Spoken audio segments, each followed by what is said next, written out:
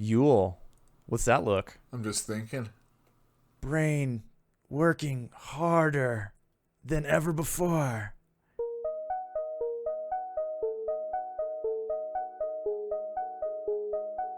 Welcome back to Sci-Fi and Fantasy Readalong. I am ATN.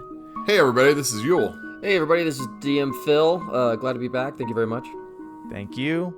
I would like to say thank you also to everybody who's been liking and subscribing and downloading the podcast and listening to it, etc. We all really appreciate it, so thank you for that. But let's go ahead and get caught up. In our last episode, which was Chapter 10, Tattersail's chance encounter with Bellarden on the Rivy Plain led to a spectacular demise for them both, yet something was born in their conflict. We met Caladan Brood finally, and Tool reminded Lorne not to get overconfident. Thus ended Book 3, entitled The Mission, and that chapter. In this episode, we'll be discussing Chapter 11, the first chapter in the book entitled Assassins, that's Book 4, and we finally get some character crossover between the Darujhistan characters and the Malazan characters that we've been following. So, I'm super happy to do this again. I don't know about y'all. What? Hey, I just think we're gonna have to anyway. Third time's a charm. We might have Fourth to do it time's a again. charm. It doesn't matter. Whatever. I mean, if we right, have to it's all good. if we have to start over completely from scratch, I'm willing. Kruppe dreams and a convergence occurs. Kruppe is huddled by his fire that he got in a previous dream from Kroll. Yeah.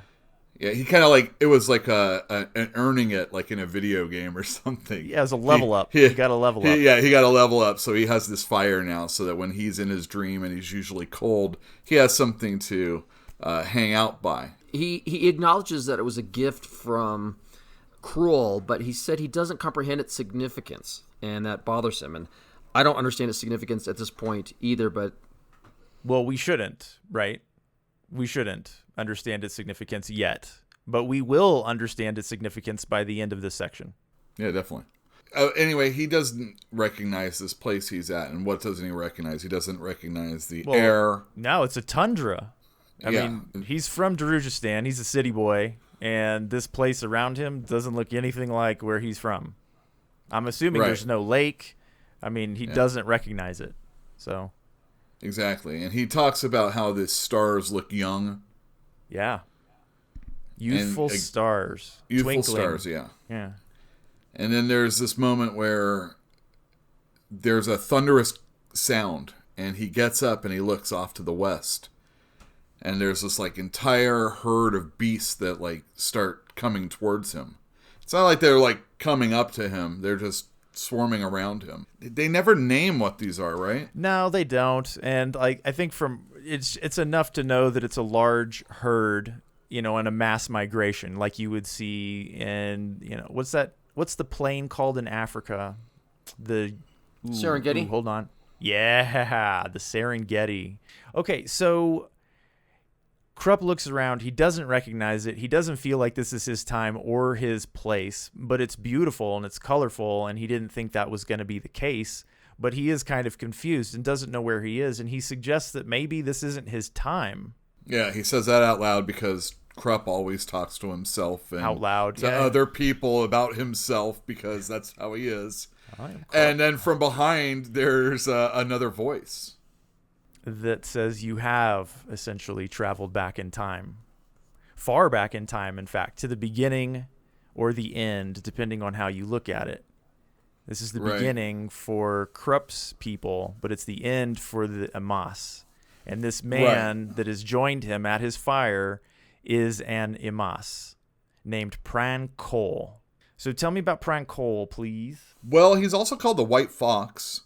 Because he's wise in the ways of ice.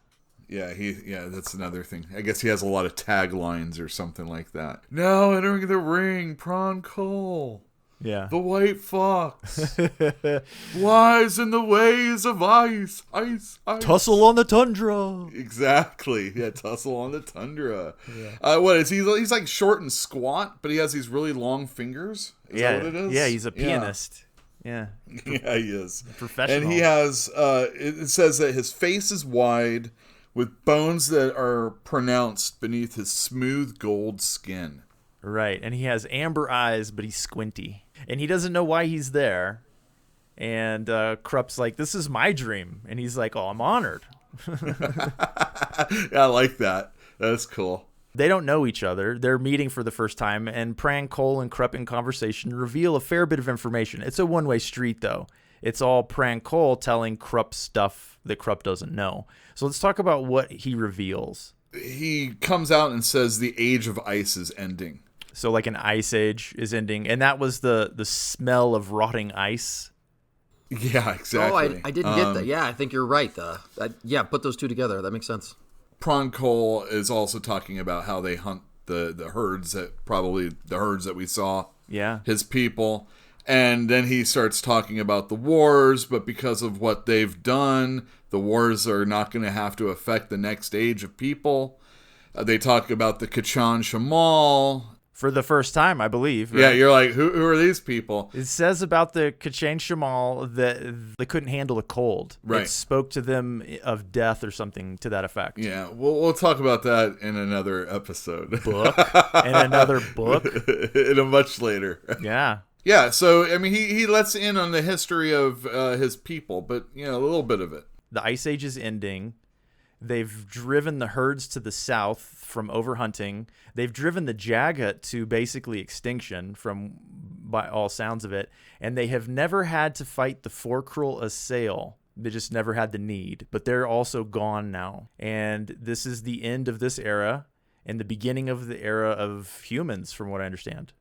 I think Kruppe just wonders what he's doing here after he hears this long history of Pran Cole's people. Yeah, he's like, well, that's all interesting and stuff, but why are we here? Pran Cole says, a woman from your time approaches. Perhaps she knows the answers that we seek. And the woman approaching is recognized by Kruppe as a member of the Rivi people, who are the natives of the Rivi Plain that live around Darujistan and around Pale, too, I believe.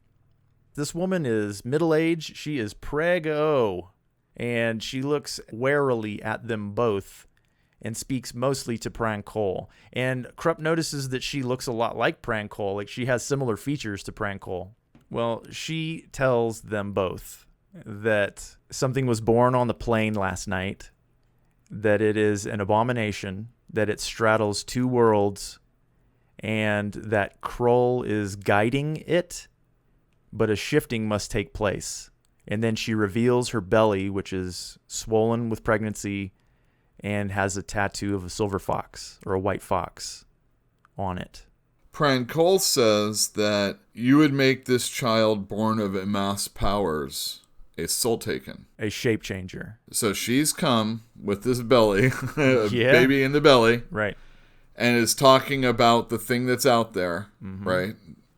The soul between two worlds and whatnot.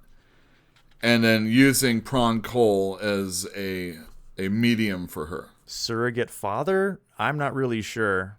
The one thing that's missing, supposedly, is this person that's straddling two worlds right now. They need Kruppe to go and get her. Kroll is guiding her to them, but they need Kruppe, because it's his dream in his world, to go and retrieve this person and bring them back to the fire. So he says, any old direction at all? And they're like, yeah, south. South is good. And Pran Cole laughs at him for some reason, but I guess... Would it have mattered? Is that what that means? I don't know. I mean, I don't know. I think Pran Cole just has a pretty good sense of humor, maybe. So Kruppe heads off south, and he doesn't go very far, but when he turns around, the fire is gone. He's traveled very far, apparently. And then there in the distance ahead of him is a dark figure who is having difficulty walking and has not yet seen him. She all messed up. Sewn together limbs. Who do we know that's been torn limb from limb? Kruppe also notices a preserving spell on her for some reason. So we think it's Night Chill. Or wait, what's the name? Night Chill? Night Chill, yeah. Bellerden must have sewn her body back together and put her back in the sack. But there's no indication here that she's small, is there? No, He says she's tall. that this woman was tall and stitched back together. But if you guys recall in the last chapter, which was a while ago, I know, but there was like some description of the bones and the what? Well, they were saying how the bag looked like it didn't have as much stuff in it that there normally had been before. Tattersail said she had the contents of the sack had shrunk. Right. And That's then what I'm saying. the trail that was left by whatever had crawled out of the burlap sack was small, bony feet, like the size of a child. I mean, that was the understanding I had. And now we're dealing with Night Chill, essentially, but she's not a child. This isn't a... her flesh had withered and assumed a hue of dark wood. So just like strip most of your flesh off your body. Well, desiccate it, certainly.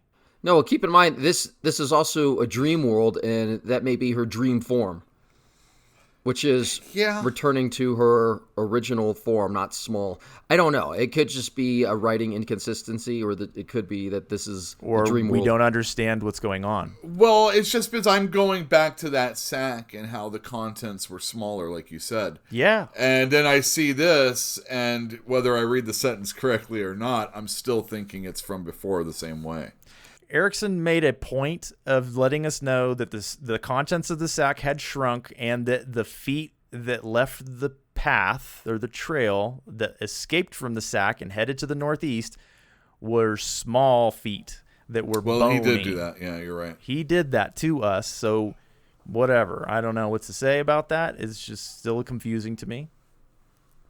Okay, so he's found this woman. Kruppe has found the woman that Kroll has led here, and she is startled. She can't see. She has no eyes, and she can't speak. And he tells her, hey, come with me. Follow me, or whatever. And he just turns around and walks off, and he can hear that she begins to follow him. So he's like proud of himself right there. He's like, ooh, I can be sassy. And he was. All right, so he starts to guide her back. Now, Philip, you had mentioned that Kruppe does not understand the purpose of his fire, or didn't understand the purpose of his fire. Do you think now is a good time to explain the purpose of the fire? Well, I think in this case, because when he went south, the fire disappeared, but now that he's going north, it's there again. And I think in this particular case, it's acting as a beacon for everybody who's in Kruppe's dream world. It's acting as a beacon. Yeah, I totally think so. I think that's I think that's extremely accurate. Well, it's the guiding light, as it were. It is. I don't know if it has deeper meaning than that, and I think it does, but I don't know. Now, is it for Kruppe alone, or is it for these other people? It drew Prankol. It drew the Rivy woman. It's drawing Kruppe back now.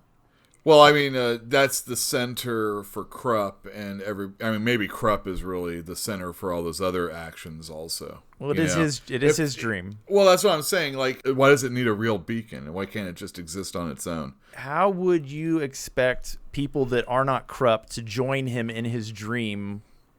If this whole thing is being set up by Kroll, and Kroll has given him a beacon or a fire, how else would he be like, yeah, you, Prankol, join Kruppe? You know, he didn't get the invite. You know, like when you on StreamYard send me the invite to join you to do this recording, you send me an invite, right? So maybe this is the invite. Maybe the fire, the beacon, is the invite. Because how else would this Rivy woman find Kruppe's dream? Sure, I mean, it's probably the most obvious thing. I'm just, I think Philip's right. I think it's a beacon. And I think that may be its only purpose, because I don't see any other reason for it to exist right now. It doesn't give off any heat. Or very little, yeah. Back at the fire, the Rivy woman says, hear me, lost one. Your name is Tattersail. Your sorcery is Thyr. And they want to put her in a new body. Yeah, they do. She's been building it. She's been building it in her belly. There's this like surrogate birth taking place where there's a shifting going on.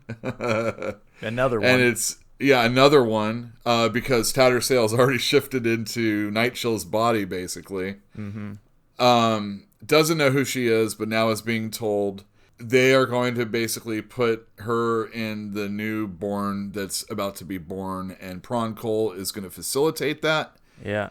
They were in Kruppe's dream because new magic can't infiltrate this area. It wasn't new magic. It was the Ascendants, young deities. Oh, all right. Sorry. Well, whatever. It's new money. It's new deities. There you go.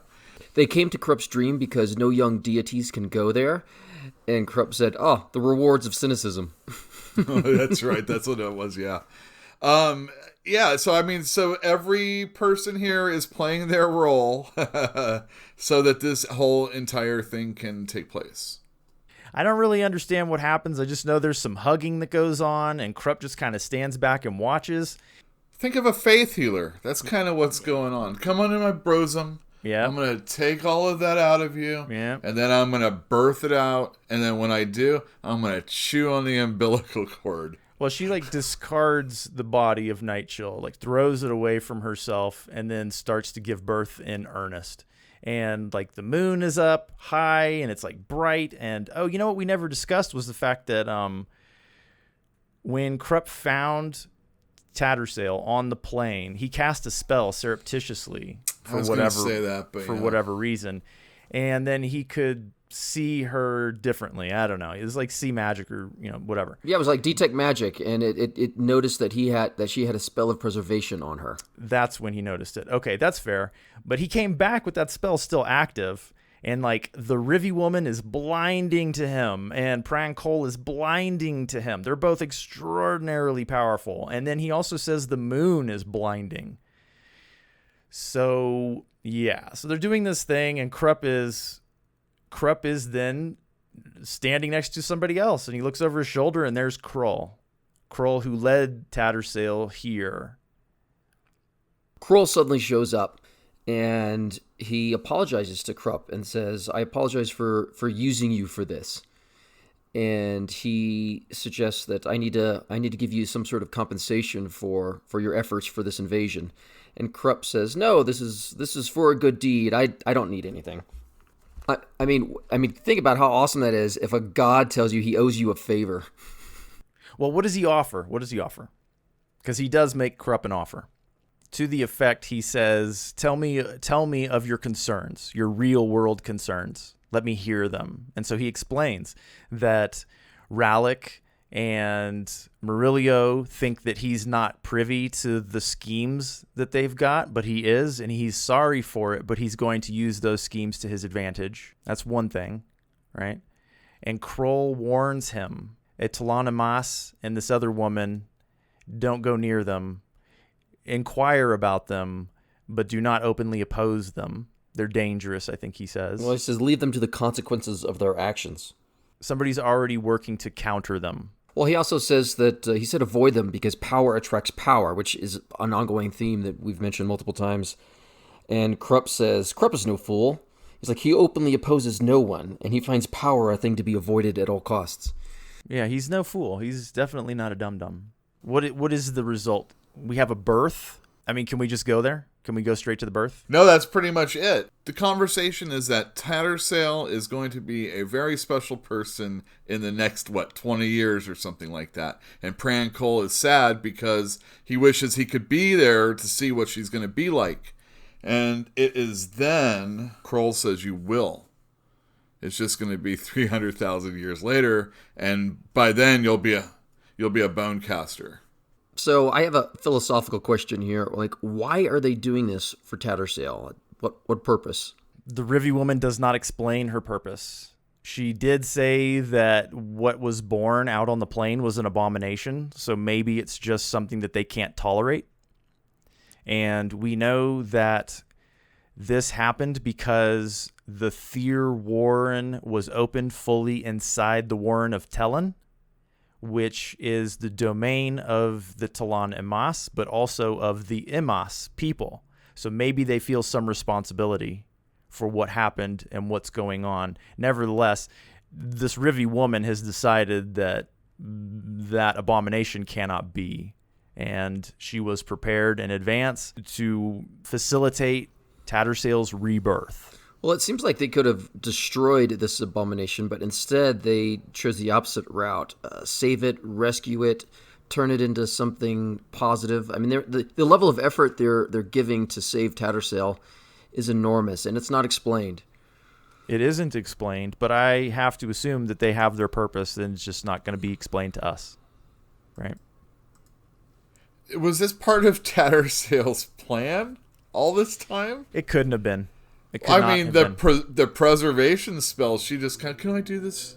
Can I do this, Bellarden? I don't know. She took a huge risk at the end of last chapter. She saw the possibility of being able to escape Bellarden and death in that preservation spell, but she had no way to know that this Rivi woman was going to help her be reborn. And, like, does she even really want to be reborn? She's not going to be Tattersail anymore, right? That's just who she is now. Unknown. They're referring to her as Tattersail, but she's being reborn, right? I don't think for a minute she's going to be reborn with Tattersail's mind. She's not going to be like an infant that's, that precocious. It's not going to happen. Well, Krull pointed out that, like, Nightchill experiences and Nightchill's death would be imprinted upon Tattersail also. She's having to mentally overcome two separate deaths. Lots of traumas. Yes, trauma. Okay, so you asked if it was Tattersail's plan. I would ask a different question, very similar question, but like it seems more likely that if this is part of anybody's plan, it's part of Opan's plan. I think it's Krull's plan, and somehow he in his own way is, I wouldn't say challenging, but maybe challenging Opan at his game, and he's got his own little plan and agenda. I think this is Krull doing this. I agree that this is Krull doing this, but Opan seemed to have gone through a lot of effort to get rid of Tattersail. So can we go there? Let's ask that question. So it looks like Opan worked very, very hard to get rid of Tattersail, right? Put her on the plane right in front of Bellarden without preparations, kind of made her anxious to leave and all that kind of stuff. We discussed this last chapter. And then did they expect her to just get murdered? I don't think so. I think Opan had an agenda for her, and which was to be put in front of Bellarden, which was a life and death, like go back to Tayshrin or die, and die. Like, what was their end plan for her? I get the impression that this deviates from Opan's plan, and this was not part of Opan's plan. That's just the sense I get. But why though? Because it seemed like there was no possible outcome for her other than dying. Sure. Yeah. I think she was given two choices at the end, and it was death. Die or die. Yes. Die or go talk to Tayshrin, who will probably kill you. Melt your brain and then kill you. Right. So if Opan put her into the position where her choices were die or get muddled and then die, does it not seem to you like Opan tried to kill Tattersail? Yeah, did kill Tattersail? You have a point there, but basically her and Krull intervened. Yeah, exactly. I think Krull intervened on the sly. Okay, so something to look forward to in the future. We don't really understand what's going on right now, but like that's how I'm taking it. That's his dream, though. That's the dream. A complicated sucker, and his third dream. Earlier that morning, Kruppe's departure from Baruch's estate is fortuitously delayed. He is leaving Baruch's estate. 182 was the last time we saw this situation. This is a direct continuation of the end of Chapter 7. So we had Kruppe's dream, and then hours earlier, we have the continuation of 60 pages ago. I wonder why this book is so confusing. Yeah, no kidding. Yeah, no, the first two paragraphs of this section are confusing. They're unplumbable. It's unfortunate is the way I think of it. But he goes backwards in time to a previous chapter where that left off. And we're beginning directly at the end of Chapter 7 when Baruch and Kruppe were examining that coin that Kruppe had pressed into wax. The wax impression, yeah. This is the complete, like maybe an hour has passed between those two incidences and Kruppe leaving right now. And he still has wax on him. Oh, yeah. Because it melted as it was spinning and everything. Yeah, and he wasn't even that close when it happened. It's pretty amazing. Nevertheless, there's all that street work going on outside, if you guys will recall. Yeah. And Kruppe is on his way out, and he encounters Rold. And Rold's arms are full, and like Kruppe's like, I'll get the door for you. And he's like, thank you, Kruppe. And Kruppe wanders on out into the courtyard. Think of it like a Roman villa where you got the front door to the house, and then you got a big courtyard, and then you've got... Anyway, there's a gate that leads out onto the street. And while he's in there, he's like, oh, and he forgot to close the door. He told old Rold he'd close the door, and he'd forgotten. And he starts to get this massive headache. And then he turns around and he closes the door. And then he hears a loud crash and then a curse. And then he's floored by this wave of magic. He just kind of collapses in the courtyard. So what happened? He came across a presence that was strong? Yeah, 2. He came across 2 presences that were strong. Let's talk about the curse. So there was a crash and then a curse. And what was so special about the curse that caused him alarm? It was Malazan. It was Malazan accented, right? No, he said that was a Malazan curse. Really? Which means somebody did something and like out of habit, you curse in your native tongue. Exactly. So somebody did, and he's like, whoa. And then he listens a little closer, and then he can detect the accents. And now they're speaking in Daru, and apparently very, very convincingly. Right. But Kruppe says, but one of my capabilities can discern the slight accent or something like that. And he recognized it as Malazan. That's alarming. But there's something else that happened at the same time. Like there was a powerful wave of magic. Now tell me about that. I didn't really comprehend it, but he said House Shadow's image was burned into his skull. Then I'm missing what magic it is. It's just a wave of magic that he associates with House Shadow. Okay. Right? We don't know what caused it. We never learn that. Right? We don't know. Well, no, except the next part of the chat. Even there, it's not explained why it happened. He started to get the headache when he was on his way to the courtyard gate. And then when he turned around, that was when the crash happened. He closed the door and the crash happens, and then he gets collapsed because like a powerful wave of magic washes over him. What does he say? What are the words that he says? Because this, I think, is quite interesting. Are you talking about a count of knots? Yes. And unending? I didn't get that. Well, there's the Malazan curse, and then the image of House Shadow like burned into his mind, and then he thinks, who is walking the streets of Darujistan? And then he says, a count of knots unending. Please go to page 92. The last paragraph, second sentence. Assassin, High House Shadow, the rope, a count of knots unending. Oh, wow. Okay, so Kruppe dusts his robes off. He counts himself lucky. He says, oh, Rold, thoughtful old friend, thank you so much. The breath of Opon is welcome, grudgingly so, in this instant. And then he goes to the gate, he opens the door, and he walks out. Well, who was that in reference to on page 92? The patron saint of assassins. All of those words, all of those phrases are describing the same person. Yeah, but who is that person associated with? Cotillion. And who's that person associated with? Sorry. Okay. He doesn't know that. Well, no. We're dealing with what he knows. He just found out that the rope is in Darujistan. He just found that out right now. Which leads into the next chapter really quick, or part of the chapter. I want to finish with this section because there's a couple things going on here that I think are worth noting. And one is that now it's very apparent. It should be apparent that Kruppe is aware that the House Shadow High Assassin is in Darujistan. That should be obvious. For some reason, the Malazans and House Shadow are linked.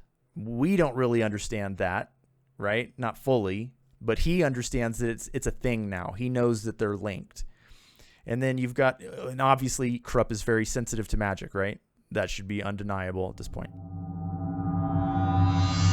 Whiskeyjack's plan unfolds in clear view of all of Darujistan. Outside of Baruch's estate, Sari identifies Kruppe and is sent to follow him. For whatever reason, Sari, upon seeing Kruppe, is aware that he is an important person, that he is worthy of her attention, that he is worth following, and she tells Whiskeyjack as much. And Whiskeyjack's like, all right, fine. Who lives there? And she's like, an alchemist. And he's like, how does she know who lives in that building? And then she says, he's not the alchemist. Well, how does she know Kruppe's important? Yeah. I mean, he doesn't ask that question per se. Of all the questions that he does ask her, she has answers that she has no right to know. Well, who's that guy? Maybe a servant, a spy, definitely a thief. And she says he has a talent. And Whiskeyjack's like, what, you mean like a seer? And she winces. She loses color in her face. She's trembling. She is noticeably affected by the fact that, well, he doesn't know necessarily that it was the fact that he said seer. What does it make you think? Well, it makes me think of Riga. Chapter 1. From the very beginning. Yeah, exactly. Chapter 1. Like, some aspect of Riga is still in Well, let's not Sorry. worry about that for two more that's seconds. What I'm thinking of, yeah. But like she blanched, visibly blanched when he said the word seer, and he's like, okay, well, if he's that important, go follow him. Right. So he sends Sari off, and she pursues Kruppe, and she's gone. Whiskeyjack has a long couple of pages where he's internal monologuing, thinking about things, and like it's intense. Right? It really messes him up, his conversation with himself. As Whiskeyjack is thinking about all these things that are going on, Sari and her impact on the crew that he's working with. And him. And, he's thinking about people's families, people that are going to die, people who they're going to be responsible for the deaths of other people that aren't even involved with them. And he starts like visibly, he himself starts shaking, and it sounds like he's having a panic attack, and he has to brace himself up against the wall. And when he does, he looks up and he sees Baruch with red inked hands because he was trying to stop the ink from spilling over all his maps on the table after shaking because of the construction down below. Whiskeyjack and his crew, Fiddler and all, they're the ones that are tearing up the street. Well, it's Trotz specifically with the hammer. All right, Trotz is. And he's not precise in how he hits the stone. I love that scene, the way they described it, because just imagine this like really big guy just like going to town on the ground, right? He's not a mason, he's not a road builder, and so he's just like beating the crap out of the road until it dissolves. Dude, people are walking by and rocks are hitting them. Yeah, they're trying to duck. They're not successful. Yeah, exactly. And Whiskeyjack and everybody are like hiding behind like a wheelbarrow or something like that. A cart. They said Trotz was digging like he was on a battlefield. I know. I could just see him doing that, and just just young, powerful, vigorous, and just like beating the crap out of him. Not with finesse or skill, but just with brute force. Just remember, he's not that bright, so he's Exactly. probably not even aware of the impact he's having on these people.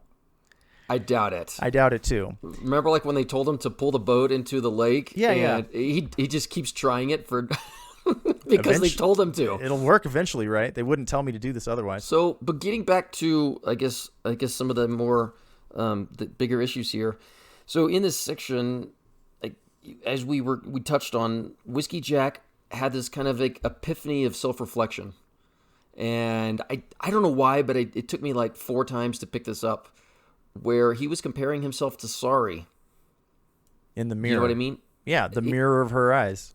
And I always saw Whiskeyjack as like thoughtful and considerate and all these other things. And he is, and loyal to his friends, and he is.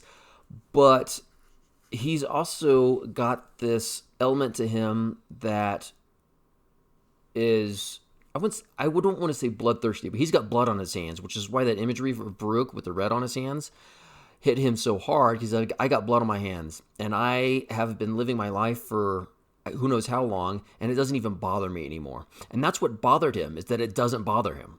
Does that make any sense? It does, and I would like to remind both of you about the preamble in front of Chapter 8 that was all about Whiskeyjack and the price that he had to pay and stepping down among men and women. Yes, it was losing his humanity. Yeah, I think this is that price. I think we're seeing it again here. And another book, like I think that would have been a more appropriate preamble for now, but maybe too heavy-handed. I don't know. Is this regaining his humanity? I don't think he's regaining it.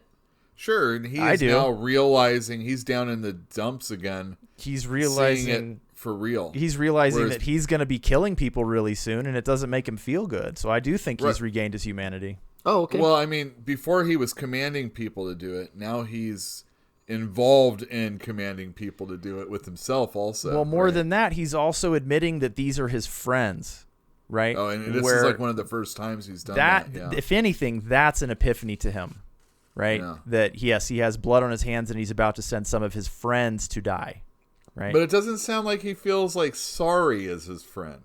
No, she was the mirror that let him see himself clearly. Right. And he does describe Sari as a young woman now. And not unattractive. Exactly. Very confident, magnetic. Yeah. Well, they really did see it there. He described himself as a killer stripped of remorse, armored in the cold iron of inhumanity. And going back to what you had mentioned earlier about he's the soldier of High House Death, I think you were right. Thank you. You're welcome. But Bravo, ATN.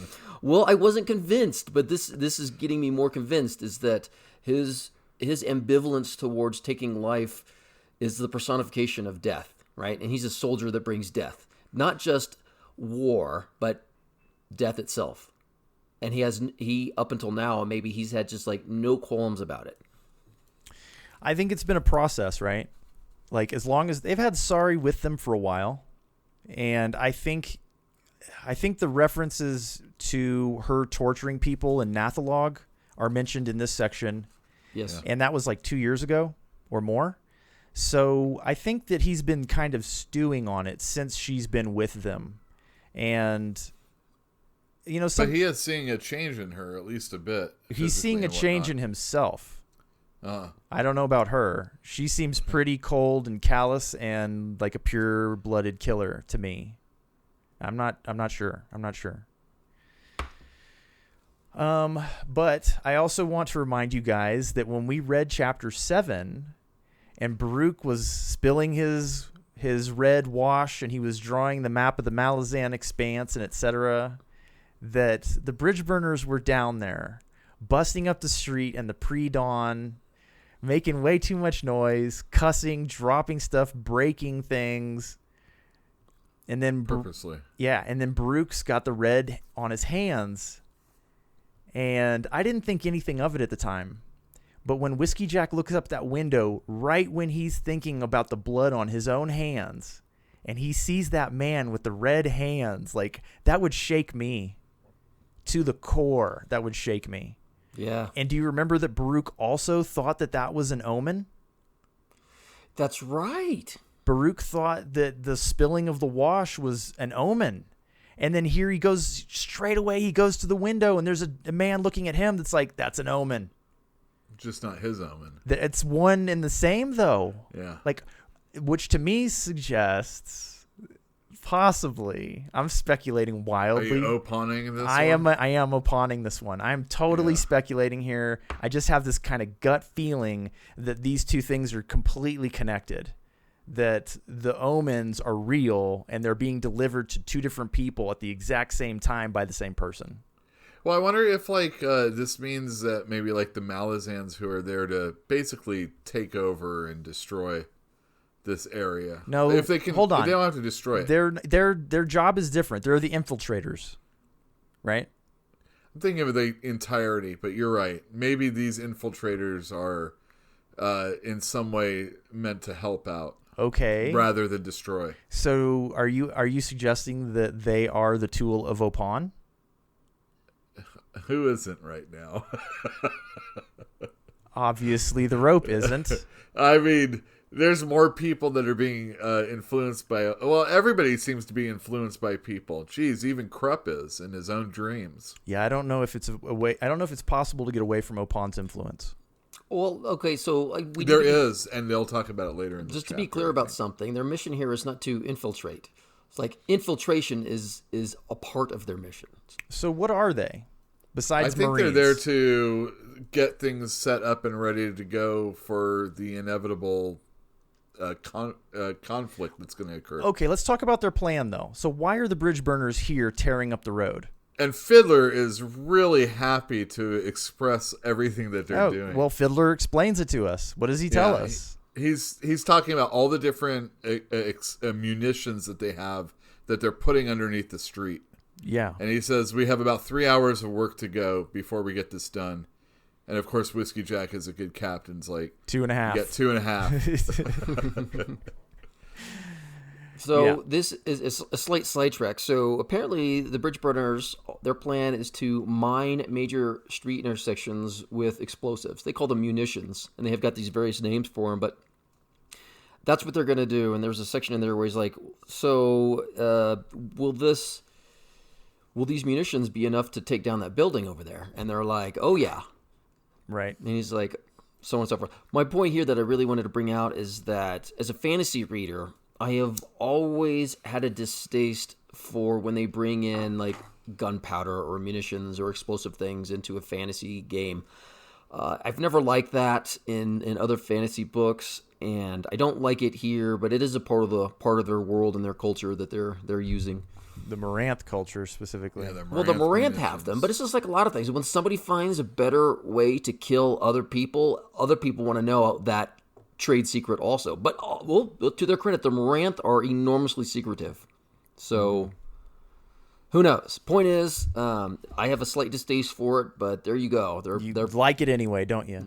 I like the book. Ewell doesn't like military stuff, but he loves this. Oh, that's true. It's like I'm with Phil, man. I do not want to see a gun, that type of stuff. Ray gun in D&D, yeah. Crazy. Well, I mean, Ray is even more so. Oh yeah. You can believe in explosions. Things explode because of whatever, even if it's magic. You accept it. So a little bit of reality is not a problem. But yeah, I don't want to see lasers or anything like that. No, I don't want to see bullets formed with I don't know why. But I just don't. It doesn't fit the paradigm. That's why. Right. But this for this warfare that they're doing, and they don't have an industrial complex making. We have no idea. Yeah, we have no idea how the Moranth make them. All right. So they're mining the road to what end?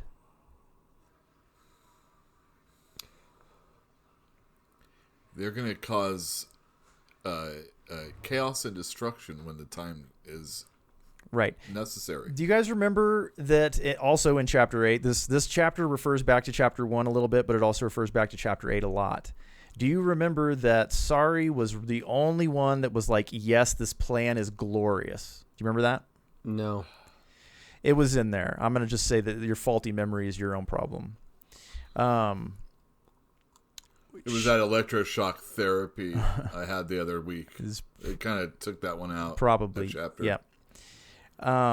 It was there. Sari had a gleam in her eye. She was avidly interested in this new plan that Whiskeyjack was proposing.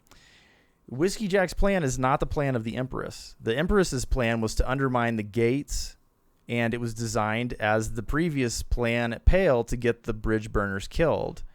Right. Why would Sari like this plan? Which is designed to create chaos. It's not designed to necessarily kill that many people. It's designed to shut down traffic inside the city. They're doing this to a lot of the major intersections, to Majesty Hill. They're just trying to stop people from being able to move around, being able to put out fires, being able to move troops around. So why does Sari like this plan? Well, it gives her an opportunity to do whatever she needs to get done, I would assume. And she doesn't die as a result. That helps. No one wants to die, right? No, nobody wants to die, I don't think. Not much. All right. So, did you guys notice that Whiskeyjack thought that everything was going a little too easily for them? Oh, yeah, he did. Because, it's going swimmingly. Within an hour of them landing on the beach at night, Fiddler and Hedge had already come up with a cart full of cobbles. And it was made to be. Like, they had this plan. They were going to go and do this thing. And, like, there's a cart of cobbles waiting for them. By chance? Opon's chance? I mean, it's worth asking, right? He has this nagging suspicion. He's like something, but he doesn't really acknowledge it. But like, I acknowledge it. That's too easy, right? It's too easy. Which is why I asked you earlier if you thought that they were being used by Opon. And I like Yule's response. Who isn't being used by Opon? Oh yeah, I know. I mean, Shadow Throne obviously is not being used by Opon. There are people who are not, right? Sari is not. Or is she? Oh, Shadow Throne. Or is she? He'll be used by someone else instead. Well, it's fine. Maybe. Spoilers. Oh. Isn't it convenient that Kruppe leaves Baruch's estate right there when Sari's there? Was that luck? I mean, remember, they're the gods of chance. My point is, people can be manipulated directly or indirectly to be your tool. Well, I mean, he said it himself. That he had been turned around by luck. Right? He thought it was a lucky thing that he had been turned around and he wasn't seen to collapse in front of people. That would have been very obvious, right? Why is Sari there? I don't know, man. All right, so do you think it's possible that Sari likes the plan because it's the first step along the path of rebellion against the Empress? No idea. Yeah, sure. I see what you're saying, because she is being controlled by the people that were killed by Lysine. Yes.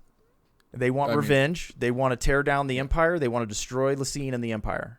That's their motivation as far as we're aware of it. And she chose the weapon of the bridge burners. Now, it's a Cotillion and a Monas. Yeah. Are whatevering Dancer and Kellenved. Sure. We can throw them out, man. We can literally just simplify it down to those two. But it's some of their desire to get back that is fueling those gods also against Lysine. Aren't they one and the same?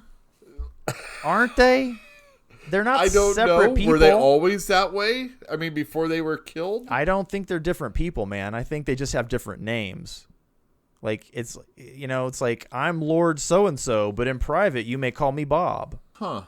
I always had a problem with the whole ascendancy thing in these books, just a bit. I mean, we'll talk about it later. Okay, we'll talk about it later. Well, it's like old D&D. When you reach level 36, then you become an immortal. Exactly, but you're another immortal. You're not one of previous immortals. You know what I mean? How do you know that Amonis existed before Kellenved died? You don't. Okay, very good. That would be the easiest way for me to form it in my own mind, is we have never seen any indication that they existed before that. In fact, Tattersail pointed out the fact that the Shadow Realm was empty. Nobody was in there until the Emperor died. And now all of a sudden there's two guys in there playing with puppy dogs. So Whiskeyjack is having some pain throughout this part of the chapter. Yeah. And every once in a while eventually Mallet treats him For a headache and for biting his cheek. Yeah, I think the biting his cheek was in reference to something else. Yeah, I was confused because he didn't admit to the headache. He admitted to the headache when Mallet... It was like a leading question. Another headache, sir? And he's like, yeah. But all we knew is he'd bitten his cheek. Have we talked about the fact that was it him or Dujek that kind of refuses Mallet's treatments? It was Dujek. It's Dujek, and it's because Dujek doesn't like the idea of dulling his senses. We don't know, dude. We kind of asked that. We did. But I kind of wonder if maybe that isn't what this is, because Mallet and Whiskeyjack have this little play, like, oh, I've heard this, I've heard you make this excuse to help me out before, Mallet. Yeah. That's what Whiskeyjack would say. And Mallet says in response that, I'm hearing the same words over and over again. Exactly. And it's something that's happening a lot, and it feels like it's a little bit more frequent. And maybe an excuse to have it happen at any time. I don't know. Well, he said that if they had time, they'd look for the source. Yeah, that's true. But I think another connection here is we don't know how long it's been going on, but clearly they say it's been going on for some time. And do you think it has anything to do with Sari being there? Because do you remember when Sari went to the recruiter for the first time and the guy had this horrible headache? Back in Itko Khan. I do, but I also remember that the headache came on when he started thinking critically about her. I don't remember that. It was like a feedback loop. I remember it went away when he left, or when she left. Well, I mean, it started suddenly while she was in there, and it wasn't constant. It wasn't like she showed up and he got a headache. It was he got a headache while she was there, and then when she left, it went away. Exactly. And then, well, what about when like Kruppe was in the last part of the chapter? Yes. And she's paying attention strictly to him. She has eyes on him. Yeah, but at that time... And she's saying, that's the one, Whiskeyjack. Yeah, but that's not the one. When we get the reaction of... When we get Kruppe's reaction to shadow magic, he's not visible to her. He's still inside the courtyard. Collapsed. He's relieved that nobody saw him in his moment of weakness or whatever it was. So that burgeoning of shadow magic that he felt had nothing to do with him that we can really tell, right? It was just, it happened. She could have been surprised by the cart falling over and the cobbles going everywhere. They might have landed on her foot, you know? We don't know. Right. We don't know. All right. Oh, why do you mean that? Do you think she's the one that did the Malazan curse? No. I think she's the one that sent out the shadow magic. Okay. Right. It was just proximity to her, maybe. Well, I mean, the cart fell over. That was the thing that was the whole stimulus of this was what that cart full of cobbles got knocked over. Those cobbles went everywhere. One of the Malazans cursed. She probably sent out that wave of magic on instinct, and that's what Kruppe heard and felt. Crocus Younghand visits his Uncle Mammoth and demonstrates a budding maturity, and the reader is treated to a beautiful historical information dump. A beautiful historical information dump. That's what it is. So, all about Crocus, yes? Do you really think he's budding mature? When he's walking through the city streets, he's thinking about how the Getaron Fete is kind of like superfluous and pointless, and they've got much better issues to think about. And he's dwelling on his uncle's words, which has constantly sort of chastised that frivolity. It is kind of, they've got bigger issues and they need to focus on those. And that's just a higher level of analysis and thought. You know, in a way, Drustin might be doomed and everybody's just going to do it in the streets. They're going to dance while the swords come down. Right. People are already moving into the city, how they're already getting prepared for it, and he recalls it as just being this incredibly dense, I guess, conflagration of humanity where you can barely walk around in the streets. And then I was thinking, oh my gosh, what happens if these bombs go off during that celebration? Right? Maybe that's the plan. Maybe it is, but did Whiskeyjack know about this celebration? It's certainly possible, and like they were just talking about munitions, and now we're talking about the fate. So, well, maybe. And I was just thinking about that the massive press of humanity, and they said they're going to set these munitions on major intersections. So, if those things go off during this party, I mean, you could talk about hundreds or maybe thousands of dead. Yeah, and then the stampedes. Thousands. Oh, yeah. Then the stampeding, the chaos. Yep. So, I don't know if that's Whiskeyjack's plan, but I was like, oh my gosh, if that happened now. Well, maybe it is, because he's freaking out, right? He's having second thoughts, I would say. Like, he realizes he's about to kill a bunch of people. He did, and he talked about the killing of civilians is weighing heavy on him. Not just soldiers, but... That's fair, but that's more about last chapter, not this or section, than this section. The Getaron Fate is going to happen. It's coming, and he's kind of critical of it, but, like, he's going home. And he's going to have a conversation with his Uncle Mammoth. And he lets that winged monkey in.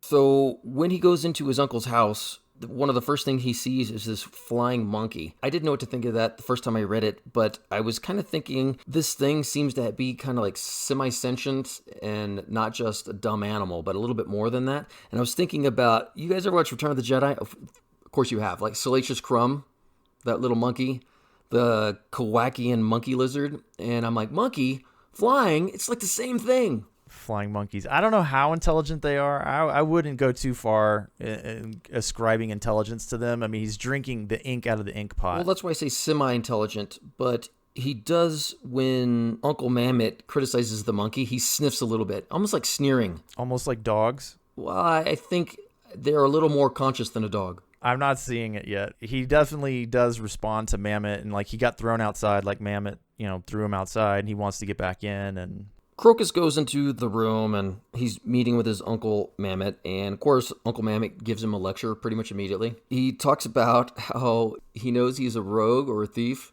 and he says, I have no moral qualms about that. I'm like, what? Yeah, he says that if people can't hold on to their own possessions, that's pretty much their own fault. But he's like, he is worried about Crocus's, his profession. It's dangerous. He's worried because Crocus said he was in a dark mood, and his response was, distractions are dangerous.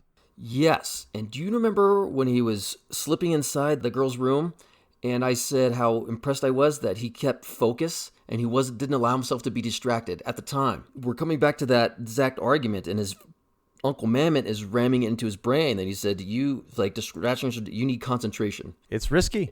What he does for a living is risky. It is, and he's worried. And I did bring up that exact topic before, so I think it's interesting he's revisiting it. And Crocus himself knows that he's getting distracted. Why is he being distracted? He keeps thinking about this girl, right? Yeah, which is contrary. Yep, it's contrary to the notion that he's maturing all that much. No, just the opposite. No, I don't agree either. I settling down, maybe like wanting to better themselves in order to make themselves, His motivation for legitimizing is so he can bed some chick that's out of his league right now. I think it goes way more than that. I mean, he fantasized about standing before her someday on a more equal level, but he's got the devotion, the dedication to do it, and he starts asking his uncle, it's like, well, how do I get there? What can I do with myself? How long will it take? Yeah, how long will I take is the question that people ask when they're not actually mature.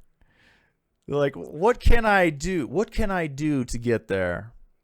Is this going to take a while? Look, Mammoth says you're a smart kid. It could take you a year. Maybe less. Possibly more. Do you remember the conversation that Rallick, Nom, and Murillo had outside of that tower? They wanted the best for him. They thought he was going down the wrong path, and they were worried, and they said, maybe a word from his uncle. And here he is inquiring after his uncle. Like, maybe my uncle can help me out. So it's almost like they nudged him in the right direction, and he took the... I mean, I don't know if that's what happened, but those two things did happen, so who knows? Sure thing. But all of this is leading up to the fact that Mammoth wants to give him a history lesson. Well, Mammoth probably doesn't want to give him a history lesson, but he says something about this town was founded on rumors, and Mammoth ends up giving him a history lesson because Mammoth knows what that means, even though most people have forgotten, if they ever knew. Well, Crocus is like, what are you writing those books all the time? Yeah, he's just started volume 5, History of Darujistan. Yeah, but Mammoth is surprised. He said, what? A genuine interest in education? Finally? Finally. Well, he got there in a circuitous route, right? He didn't get there because Mammoth, instructed him there or, he had good upbringing, because Mammoth hasn't been raising this kid. He kind of just lets him run wild. So what is the history lesson? Because you called it an information dump, and it is, but what is it? Well, it's called The History of Darujistan, and yes, he's starting to... 5 volumes. We'll begin today, right now. Let's go. In the beginning, Darujistan was... I'm already falling asleep. I know, me too. I thought it interesting, but... the quick and dirty example of it is that he says there was a struggle between the Forquerolles Assail, or the Crusail as they are now called, and the Jagat, or the Jag.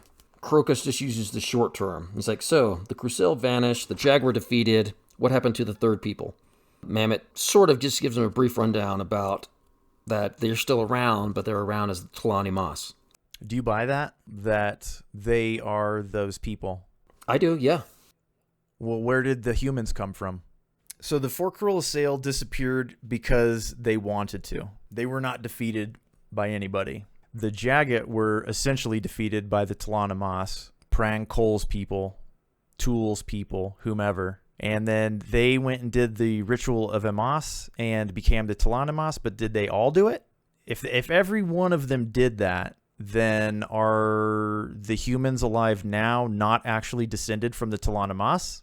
Well, if the Rivi woman is a descendant of Pran Cole or Pran Cole's people, then it makes sense that not all of them did the ritual. I have to assume that that's the case. The important thing here is they're born on a rumor, which is that there was a rumor that there was a Jagat tomb buried somewhere in the Gadrobi Hills, or something like that. Mm-hmm. Yep. And that people came from all over the continent to loot that tomb. Like a gold rush.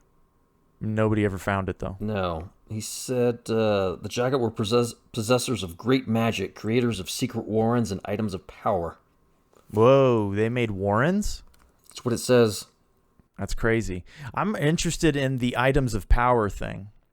Because we were asking in the last couple of chapters, like, what Lorne's purpose is. And I couldn't really see her wanting to release a tyrant. But I can see her wanting a item of power. Well, Lysine, obviously, not Lorne. Well, didn't Tool come out and say it's not a tomb, it's a prison?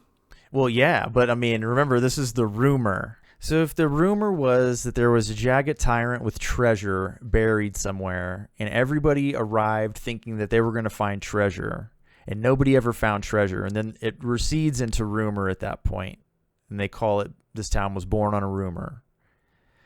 But we know that Bellerden did that reading and maybe discovered the location of the tomb, supposed tomb, and probably other stuff. We don't know what he read. We don't know what he found. We just know that they think they've located the tomb. And if there's potential of an item of power being involved, and Mammoth seems to think that it's a bad thing for that stuff to fall into the hands of mankind. But that triggers in my mind an actual motivation for Lysine pursuing it. It does say it has a little foreshadowing here. It says every time that these items fall into the hands of a human, it ends catastrophically. Go figure. Humans, they suck. Well, they're short-sighted. Mammoth's view of humans is that they're myopic and not that smart. And he's not wrong. But it seems to me like an item of power is in the play now. Her mind in chaos, Sari pursues Kruppe through a food seller's market and finally to the Phoenix Inn. Now, we are going to do each one and every one of these sections. We're just going to go from this scene that's coming all the way to the end with 5 black dragons. And then we're going to do the 2 sections with Kalam and Quick Ben. Sari is chasing after Kruppe, and as she does so, she thinks back to what Whiskeyjack said about a seer. Well, what is going through her mind? What is actually going through her mind? She is following Kruppe, but that's not really what's going on in this section. Right. She hears herself murmur to herself that she is Cotillion, that she is the patron of assassins, known as the Rope of Shadow. Yeah.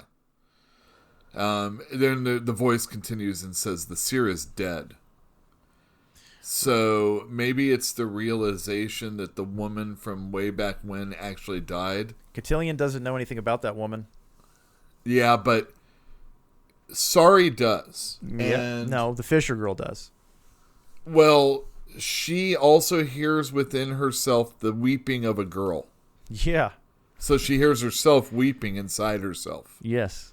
Or Cotillion talking to her is trying to tamp down that child that's crying.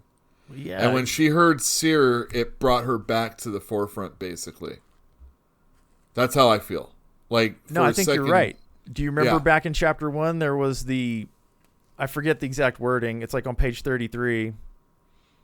Riga's prophecy seemed lodged in the girl's head, heavy as a stone and hidden from light.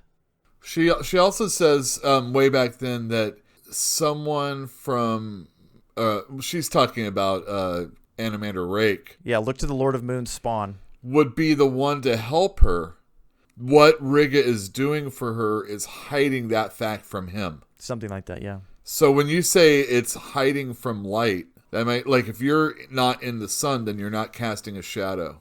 And if you're not casting a shadow, you're not hanging out in Animander Rake's world. Animander Rake is dark. Yeah. Cotillion and Shadow Throne are shadow. Oh, I see. Maybe I'm just screwing it up a little bit. I think you pretty much got it. Well, I think that's what's going on here. All of that is basically happening right here. The Fisher girl's personality is struggling with Cotillion for control of Sari. Wow. She said it was as if a dark, compacted thing in her brain had burst open, and it takes everything Cotillion has to get it back, to rebury it. But he does regain control. Yeah, and I think it does it with like simple concepts, like getting her back on track to go after Kruppe, basically. What do you mean? Well, firstly, it says the luxury of weeping, of anger, of fear did not belong to her, had never belonged to her. Oh, yeah. This is the way it's supposed to be. And she snaps back into it. And then she goes back at the task at hand, which is following Kruppe. And she has this monologue within saying that the man is dangerous. Yeah. And that all that is dangerous, she told herself, must die. Sure. And I kind of feel like that's kind of like, you know, again, getting her on track, and let's keep it simple, stupid. You know, this is what you're supposed to do. This is what you think. Do you remember back in the chapter where Perrin got stabbed? Amonis had to be told to stay on track, to stay focused. Uh-huh. This was the guy telling him to stay focused. Cotillion. Well, I think the most important thing that I took out of this section was not just that Cotillion regained control, but that he did not destroy the dark, hard thing. He just reburied it. So it's still there. Riga's influence is still there. Kruppe visits a bustling market, and readers catch a glimpse of Kruppe's thievery, sorcery, and motivations in life. He honed his magic expressly so he could steal delicious food. I'm serious. I love this section so much. I don't know how magic works in this world all the time, but apparently if there's like levels of subtlety on how you cast magic, Kruppe wins. Apparently he's just like walking through this crowd, weaving his arms in all directions. And he probably looks like a silly, befuddled man when he's doing it. But what he's really doing is he's magicking stuff from people's carts, from people's trays, from whatever, and it's food, right? He's just like whizzing it towards his hand and catching it and slipping it in these little hidden pockets so he can eat it later. And they said, as a thief, it appeared that Kruppe's taste did not demand much. So, like, just think of the filthy, filthy pockets. I don't know why. That's just so interesting to me. He's got this power and he's got this ability, but the reason why he became so good at it is because he wanted food. Yeah. Does he know that he's being followed? He's. We can't answer that question until the next section. There's no indication that he knows. But he is walking all around. Yeah, and he's waving his arms chaotically, and he's in a very chaotic environment, which is compact. Like, Erikson makes a point of noting that this place is just packed full of people. There's fights going on all over the place. There's people jockeying for position. There's carts passing through, just hung with children. Like, it's a mess. It's a big mess. So Kruppe is taking advantage of the chaos. That is also true, but it literally did mention the word that they're at intersections, which is exactly where they're planning. The Malazans are planning the munitions. So I don't know. Hopefully they've already planted them here, because it's going to be hard to get these people out. Maybe they did it in the middle of the night, but yeah. Well, of all the sections, this is the only one I didn't underline a single thing, because I didn't see, there was nothing that to me stood out as like paramount, vital, right? No, but it was some insight into Kruppe. It is. And it leads us straight to the Phoenix Inn. Yeah, so Sari is up next, and as you know, she's following Kruppe. Sari wants to follow him into the inn, and she meets up with Chert. Yeah, he's guarding the door. And he's like an oafy kind of guy. And he had a conversation with Kruppe just before Kruppe went inside. So as Sari is approaching the front door of the inn, Chert stops her and says, Following Kruppe around, huh? Well, there answers your question, you all. Yeah, I guess he did know. Well, either that or Chert is a whole lot more astute than I thought. Well, so I'm not ruling out that Kruppe knew, but Chert may have noticed it on his own, and he's mentioning it to her. So Yule might be right. He just may be very astute also. Well, he does guard the door. He's also a lecher. A little bit. He's like, hey, you don't need to go in there, little girl. He's all, but you know what? Come on over here. Well, he doesn't want her to go inside with a sword on. Well, he does say that, yeah. That's like his trigger for getting her to take off her sword belt or something. I don't know. How many young ladies does he see that come in with like swords and stuff? I don't know, but he's not afraid of her. You know, even if he is observant, he doesn't see clearly.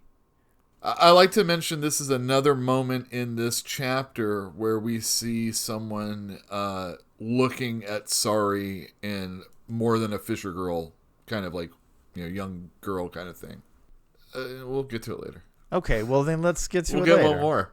Well, this is number 2. We had Whiskeyjack observe her and say she's not bad looking. Uh-huh. She has an air of confidence about her. Mm-hmm. Something that feels old. She's obviously not the girl that was peeing herself on the side of the road in the first chapter. Oh, that poor girl. Exactly. Yeah, I forgot that. So Whiskeyjack has noticed something different in her. Chert is being lecherous. He might be to all women, but he definitely is looking at her as a woman, not just a girl. By standards of even our society, she pretty much is a woman. She's at least 17.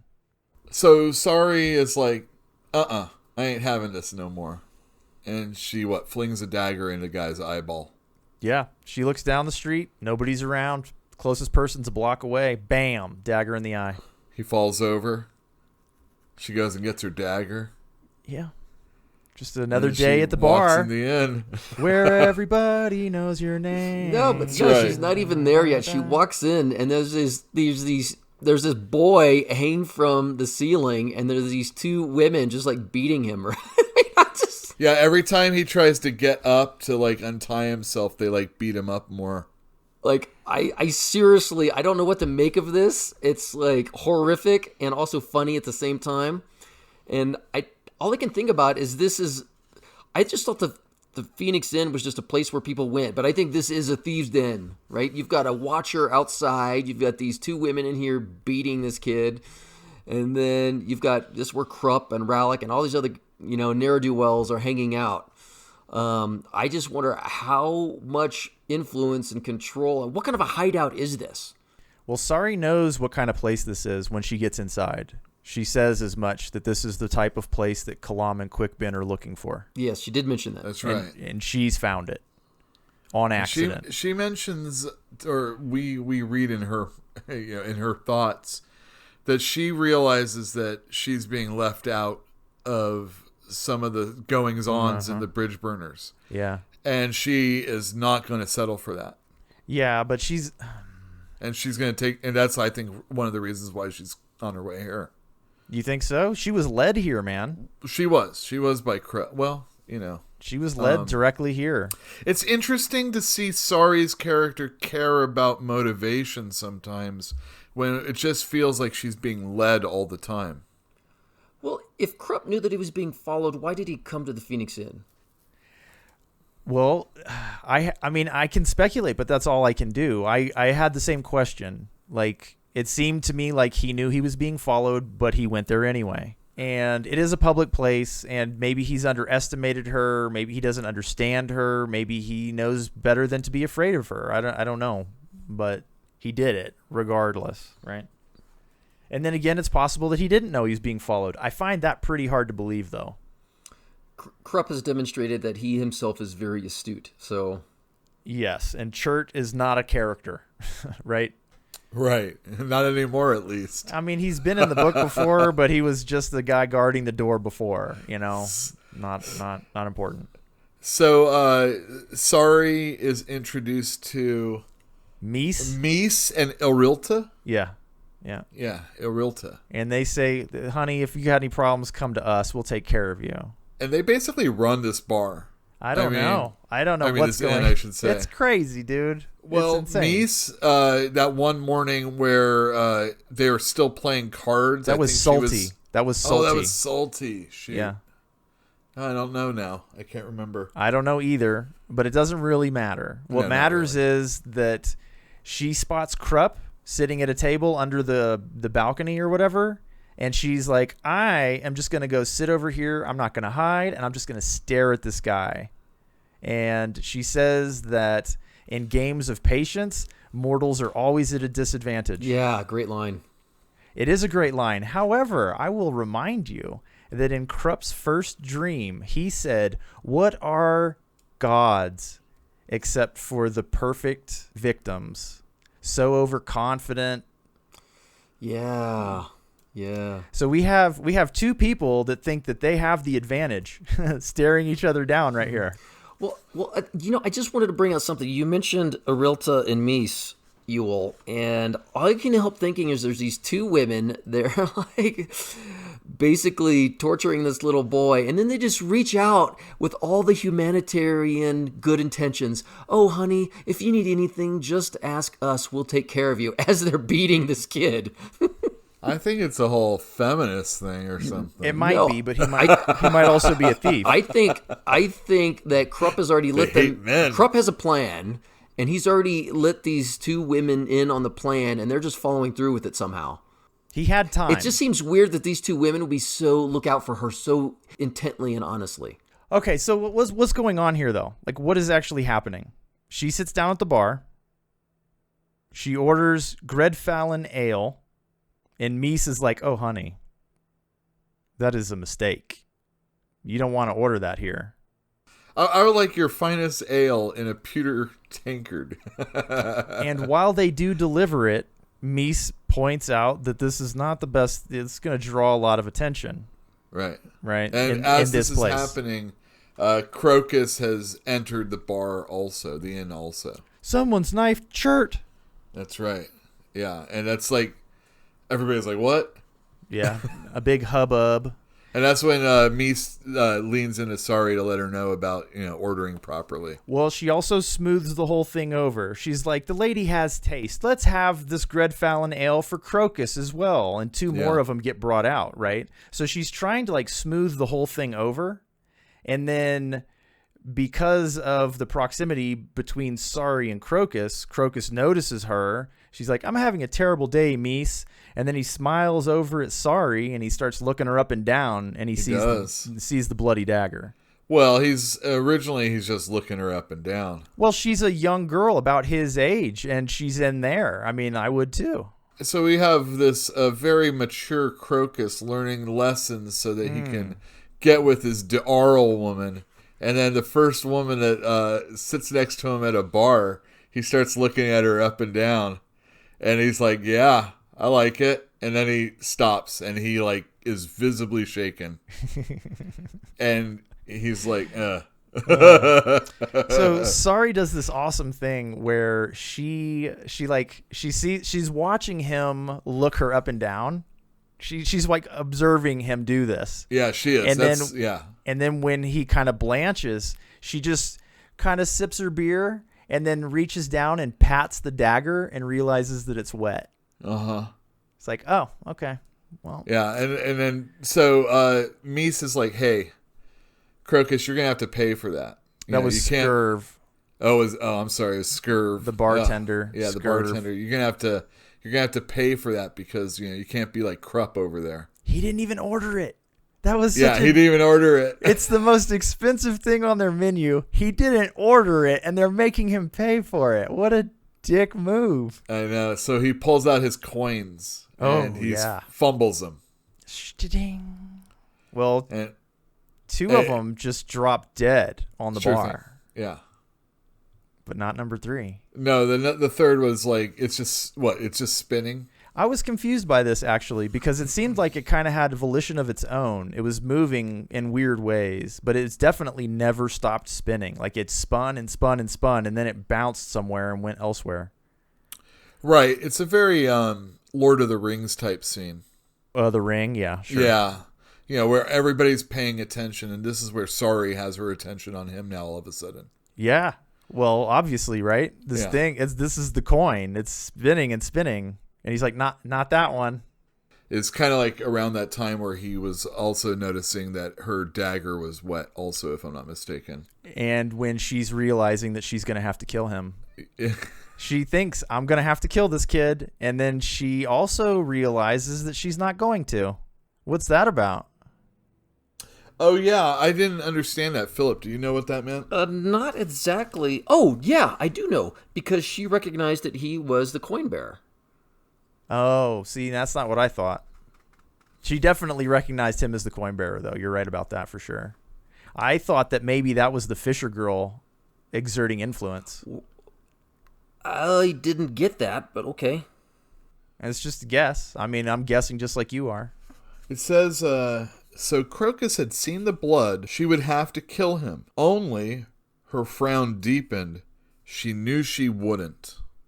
Oh, yeah, okay. I don't get it then. Cause... Why did she know she wouldn't? She doesn't want to. That's why. Okay. I mean, if you think about motivation on a really simple level. So she was warm for his form, too. Cotillion knows that kid needs to die. Just like Kruppe needs to die. Sure. And Cotillion has no qualms. Right, exactly. We know that the Fisher girl has exerted her influence. We know that she's still there, and we know she's in the background. She's been kind of subjugated once again. But Cotillion doesn't really seem to think that she's a threat to him. So that's why I'm suspicious. Like, we're reminded that she's there in the previous section, and now Cotillion's acting out of character. So I just put those two things together, and I say, it's a likely possibility, right? And then I move forward, and we'll wait and see. But that's what I feel. See, this is another thing that like confuses me sometimes. Like, we're talking about ascendancy and stuff. Well, what about when a person is being, controlled or inhabited by Cotillion right now? Be more specific, please. Sari is not ascendant, right? Sari? She is invaded. Sari is an amalgam of a possessed person. Yes. Three personalities. Sari doesn't really exist. The Fisher girl was possessed by Cotillion, and together they are Sari. Sorry, right. Not sorry. But I think Etienne brings up a point that I didn't think about till now, that obviously Sari has exerted her consciousness directly and challenged Cotillion. The Fisher girl. The Fisher girl has. Yes, I'm sorry. Mm-hmm. The Fisher girl has. And so I do think it stands to reason that she's been prodding and pulling and figuring out how to get out of her prison also. Right. Dude, this goes all the way back to chapter 1 with the prod and the pull, and Riga, the seer, being by chance right next to the Fisher girl when the cavalry went by. I mean, this is orchestrated by a master. My moment for that was on 264, where she could hear the weeping of a child. Right. That scene. Yeah. And I felt like there was so much give and take, and I said, "Oh wait, prod and pull." What was I gonna say? I was gonna say tug and push, and I'm like, that doesn't make sense. And I'm like, oh wait, it's prod and pull. What an idiot I am! That's hilarious. Yeah, good job, Erikson. Very good job, Erikson. All right, so back on track, back to the bar. We have Sari sitting at the bar thinking that she's not going to kill this guy, even though she should, but she has now identified Opon's man in the game. And I brought this up during our pre-meeting, that sometime between the last time we were aware of what Shadow Throne knew, they didn't know who even opposed them. But now, apparently they're aware. They knew it was Opon, and already they've found Opon's man right here and there, just by chance, just by following Kruppe, right? They figured all that out. Oh, okay, so yes. I had a little thought there. He says, too simple. Yes, that's it. Just like Whiskeyjack. Yeah. It was too easy. Exactly, and so that's why I think she hesitated. Might be that reason why she hesitated, is because you're like, no, I meet Kruppe, and I meet his man who's the coin bearer in the same place. This was way too easy. She is hesitant because she doesn't know what's going on. It was way too easy. I will certainly buy that for the future. We'll just have to wait and see, though. There was an interesting part with the coin, though. When it was spinning, Sari burgeoned with shadow magic as an instinctual response to the coin's presence. Oh, so you think it might be the same thing when Kruppe got close to her? That I'm leading down a trail of evidence that I'm going to propose in just a minute. I'm just pointing out the evidence as we go along. Well, just a little more about the coin thing. So Crocus was going to pay for his beer, right? And he said while he was trying to count his coins, like 3 of them slipped through his fingers. He is a thief. He's not supposed to let things drop, especially on something as trivial as that. I wonder if Opon encouraged that slippage just so that Sari would know. I would ask that question. Why did Opon reveal their man to Shadowthrone? Right. Right now, right here in this bar. Right. It seems purposeful. Do you guys feel that it is fair to assume that Kruppe knows that Sari is Cotillion at this point? Yes. Yule? Has there been clues to suggest it? How about I lay them all out, shall I? All right. All right. So when Kruppe was closing the gate and had his episode, he learned about the Malazan curse and the Bloom of Shadow. And then he followed, and I proposed that he knew he was being followed. And then Opon's coin caused the Bloom of Power from Sari again inside the bar. So he knew that there was he knew Shadow was around. And he also knew at that moment in time that Dancer walked the streets of Darujhistan. And now he's being followed by this person who casts shadow magic again instinctually. I have to say that I think that he's observant enough to have picked it up. Well, he definitely called out the rope by name. By reputation. By reputation, yes. A count of knots unending. Yes. He knew that the rope was in Darujhistan. And he said, gosh, who walks the streets now? And close, right? And then he gets followed by somebody who's using shadow magic. I mean, I can't assume otherwise than he knows, which suggests to me also the possibility that Opon revealed their hand so that Kruppe would see the reveal of the rope's hand. Because it was the spinning coin, it did 2 things. It revealed Crocus to Sari, but I would argue that it also revealed Sari to Kruppe. Like the final straw, right? The definitive evidence, the shadow magic that she radiated. Which he can detect. I think it's pretty good. One last thing. Philip. Yeah. I'm a little bit surprised that you didn't notice that Misa's advice to Sari was to go unnoticed. Oh, I didn't know. Oh, gosh. Yeah, how could I miss that? She was saying, yes, keep a low profile. Yeah, she told her 2 or 3 times. She's like, ooh, honey, not around here. You don't want that kind of attention. Next time, order this beer. Yeah, she's telling her to go unnoticed. Mm-hmm. So Cotillion is hands down very, very accustomed to not having to give an F, you know? Yeah. Well, doesn't care. Like, does not follow that advice. The reason I overlooked that, I think, is because he had just given himself a lecture when he was dominating the Fisher girl that he needed to stay focused. And he didn't really go into the details, but I think that people like that have their own mantra for gaining mental control of any situation. And he did that. And then he went there and he immediately lost focus by making a mistake that he should have known better on. Yeah, he ordered the finest beer in the Lily's Dive. Mm-hmm. All right, let's hit the last section. Any listener should have heard, hopefully. We're doing this a little bit out of order. Every piece of the Phoenix Inn is being finished, and then we're going to do Kalam and Quickbin.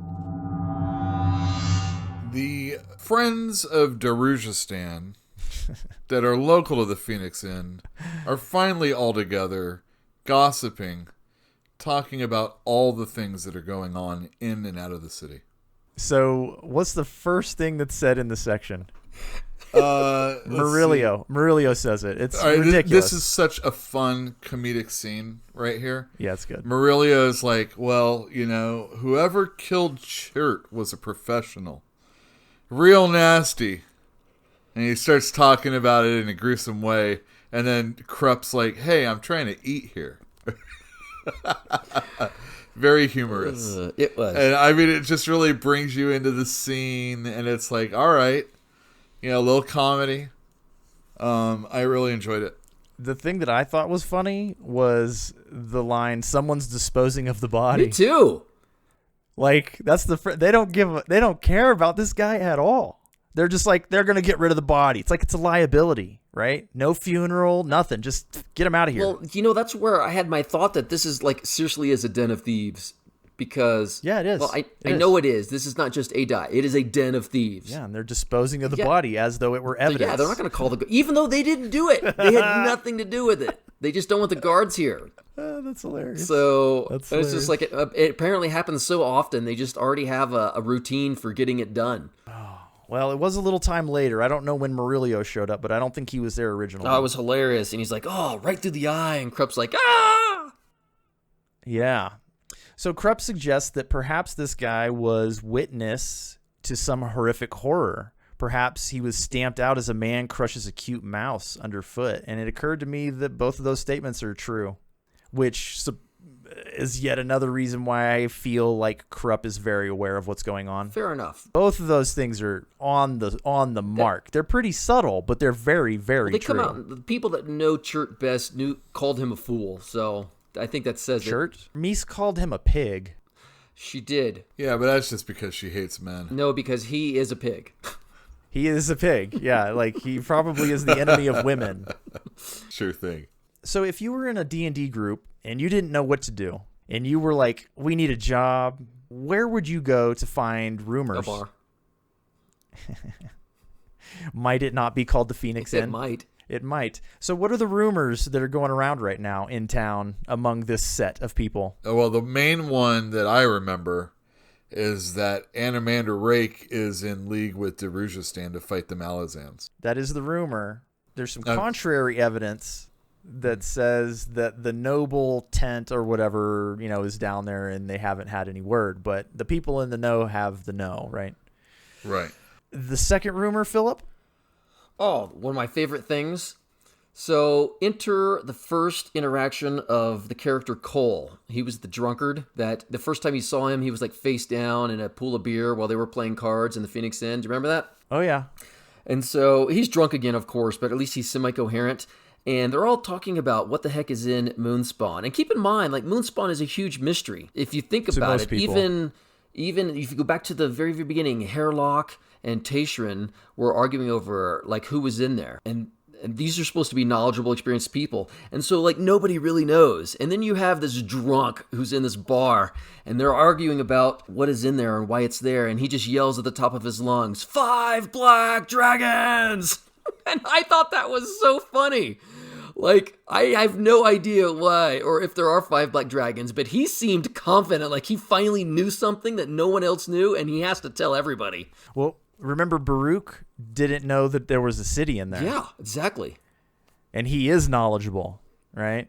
And who knows how old Tayshrin is, Jesus. But yeah, when asked who lives in there anyway, Cole responds with the 5 black dragons. That's how the Phoenix Inn section ends. Yes, with that proclamation. And it's Crocus that's asking that question at the end. Yeah. Crocus is a big question asker this chapter also. He's growing up. He's a big boy. He's a big boy now. He wants to know the answers. About the world. Well, hey, wasn't there a reading by Tattersale that talked about Animander Rake as being scaly or something? Yeah, the lower half of his body was covered in scales, like a serpent's body. Black scales? I believe so. Yeah, they were lighter gray colored on the belly. Is he a black dragon? I don't know, Philip. I'm just winging things out there. I don't know. How about this? How about you find? I can go get the page number or close to it because I have them written down out in the hallway. But I'm gonna go get the page number and then you read the actual description. Okay. I'll be right back. Hey, Yule, so it's also this section where Crocus is watching Sari, and he gives his evaluation of her. That's the third time. Yes, it is. Or continuation of, So he also says... I think it's 114. She's dressed in leather armor with a plain dueling sword strapped to her hip. She reminded him of the time he'd watched as a young boy a troop of mercenaries ride through the city. They had been the Crimson Guard, he recalled. 500 men and women, without a shiny buckle among them. The Crimson Guard are basically assassins also. They are the Like a mercenary. murder squad? They're the mercenary group run by Prince Kaz, who is allied with Caladan Brood up in the north. And rumor has it they have a cadre. They have a unit of military wizards that could rival Animander Rake. Well, he's comparing the way Sorry looks to the Crimson Guard. Uh-huh. And none of them have a shiny buckle among them. Yeah. And it's like, we're following... I mean, who are the good guys? Dude. That would be my question. If That's we're going to talk about that later on. We can't answer that question. That's the whole I know, purpose but of this it's book. something we can talk about. It is. You're right. Yeah. Did you find it, Philip? It said his lower body was draconian, its armored scales black, paling to gray at the belly. Well, that's interesting. Yeah, black scales, black dragon. I don't know. Maybe there's a connection there. Unsuccessful in his errand, Kalam returns to the lakeside shanty to watch over Quick Ben. So Kalam has been going from like dive bar to dive bar to dive bar, trying to find the local Assassins Guild, which is apparently pretty legendary in this area, and they want to make contact with them, but he has not found anybody anywhere, and that's kind of surprising in its own right. Do you think it's important that we just saw a gray face? I wondered about that. Lighting fires? Well, he's lighting the lamps that illuminate Darujistan. I don't know if that's just some flair for the scene or there's a point there. Wait a minute. I just had this epiphany, which is the gray faces are everywhere. Just like the people you don't see every single day, like beggars. Do you know what I mean? But the gray faces are there every single day. What if the gray faces are part of this intelligence network that feeds people information? I don't know. The point is, you mentioned him, and it just seemed weird that you mentioned it, other than it's either flair or it's important, but at this point in time, it doesn't seem important at all.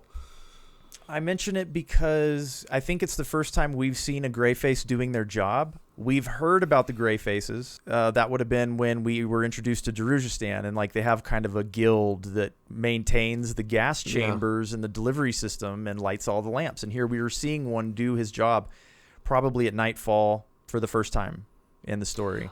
And it's worth noting. Well, it just might be a creative way to say that the sun is going down. Nevertheless, they haven't been able to find any assassins. I guess it's just Kalam that's looking, though, right? Sounds that way. Quick Ben would stick out. Sorry, they would both stick out, but Kalam sticks out, like one assassin can know another. Well, yeah. I mean, it seems appropriate that he would be the one sent to look for them, right? And could probably handle himself if faced with them. They've gone to ground. The assassins are nowhere to be found. Kalam is a failure, and he goes back to a shanty where Quick Ben has been waiting for him. Well, Kalam tells Quick Ben that he can't find anything going on. Right. And they do hear, the only thing he was able to suss out was that there's some player that nobody knows called the Eel. Right. And so, like, they're just kind of, like, confirming everything, letting us know that, these guys are new to town and they can't find everything but they are... Well, they're trying. Certainly, they're trying. Okay, so when they get together, they have a little discussion that informs us of the Malazan MO, typical. We've heard rumors about this and hints about this before, of how the Malazan Empire, they will send in people to contact the assassins guilds in a town that they want to take over. They will give them so much money that the Assassins Guild will run amok among that city's nobles and ruling class and create chaos and preparations, like softening up your enemy, essentially. But that's how they use the Assassins Guild. And then on top of that, they also recruit from the Assassins Guild, as we have discussed in the past. Yeah. Right now, we're finding that the Malazans, true to their MO, are looking for the Assassins Guild, and they are unable to find them, which answers the question we had several chapters ago. Why are the Tistiandi here? What are they doing? Well, they're making the assassins go to ground. At least that's the result. It may not be their total motivation. To prevent the Malazans from recruiting. Making contact, exactly. So this got me thinking, do you remember a while back, Sari was noting that Kalam and Quickben are trying to keep her out? They're trying to convince Whiskeyjack of a certain thing or something, and it's working, but she didn't want that to happen? Yeah. So a couple of things. Her behavior is ringing alarm bells for Whiskeyjack. So that's her doing that. It's just supporting the evidence and the suggestions of Quickben and Kalam.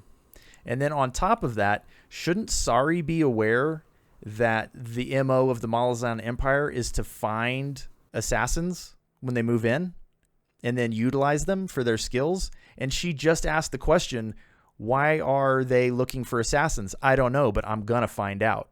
Shouldn't she already know? I mean, she was part of the arm of the Empire that did that stuff. That's true, but I'm not sure when she joined the company or how much they accomplished together. But if they were in Pale, she was like underground for like 2 or 3 years. No. You forget. I do forget. She is Cotillion. She was the right hand of the Emperor. Oh, yes. They created the MO of using the assassins to do this stuff. Oh my god, yeah. Yes, Cotillion knew. Anyway, I was confused by that little notion. But they are making plans. They are unsuccessful in finding the assassins. And then we come to Quickben's plan, which is to travel to Warren's. Yule, what is he doing? Where is he going? He is going to petition a god, I guess, is basically what it is. Yeah, he's knocking on someone's door. Yeah. These two interact with each other almost like they're a buddy cop movie. These two guys. And I really like this one scene where they start talking about how they're going to get ascendants involved. The more the merrier. The more the merrier is basically what Quickben is saying. He says power draws power, something we've heard before. Yeah. He says, with luck, Hairlock's demise will do just that. It will bring everybody together. We're talking about another convergence, just like the end that we've had recently. Are we not also talking about a murder? They're planning on getting rid of Hairlock. Right. And using him as bait to lure in ascendants. Right. As many as possible to sow confusion. The buddy cop aspect comes in where Kalam says, I always thought that was something we were trying to avoid, Quick. And then Quick comes back, more confusion and chaos, the better. And I just feel like their little repartee that they're having reminds me of like an action movie. And I like these characters working together like this. It's cool. That's good because they're together forever. Yeah, exactly. And Quickben is like going to talk about how he needs somebody to watch over his body. And it almost sounds like he's joking, but he says, if I don't come back at a certain time, I want you to burn my body. To ash at dawn. And he's like, only you will do it, Kalam. You know, you're my guy. So he's taking extraordinary precautions, and it sounds like they're planning something ridiculous. He said that Whiskeyjack nearly choked when he heard the suggestion. This was back in Chapter 8 once again. Yeah. Is it fair to depart to where he's going now? Let's go back to, it says, burn my body to ash. And so I thought about that. I don't think it was just a cultural wish for how he wants his body destroyed so that nobody can question it. It might even be so that nobody else can use it. Yes, in any way. Let's go ahead and go to the end, and then we can discuss the repercussions and why it might be important to destroy his body. Well, I don't know, but okay. Where does Quickben go? What Warren does he travel through?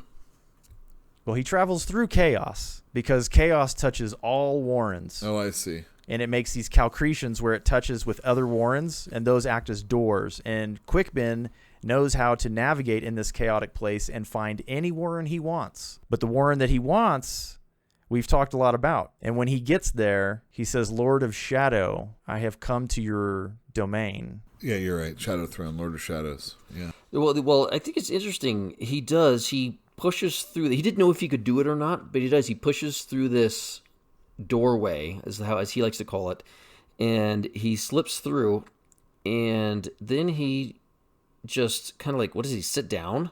He sat down, folded his legs. He, in supplication, essentially, right?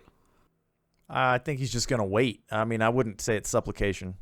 Well, when you're trying to address a god, I mean, usually it's a good thing to avert your gaze or something. How about just being polite? Yeah. You don't want to be like, yo, dummy, come Yeah, in. don't go into somebody's house and then like help yourself to the milk in the fridge, right?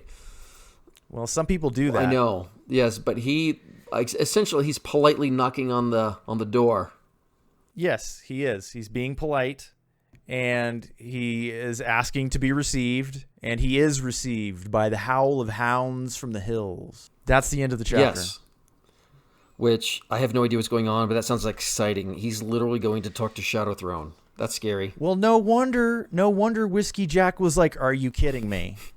Right? Chapter 8 was one of those bum chapters. 8, right? Yeah, it was one of those bum chapters where we're like given all of these teases and we get zero information, and we're kind of left stranded. What do you think's gonna happen? I don't know. What do you think's gonna happen? It's one of those episodes.